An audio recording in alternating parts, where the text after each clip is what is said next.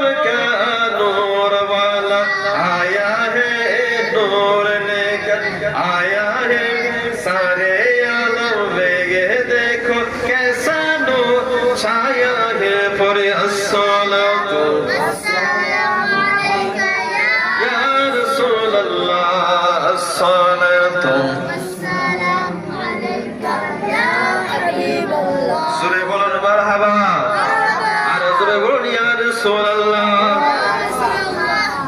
আপনার আমার নবী রাহমাতুল লিল আলামিন, নবীর সাহাবায়ে কেরাম নবীজির সামনে যখন এসে হাজির দিতেন বলতেন না এই ভাতিজা, বলতেন না নবী চাচা।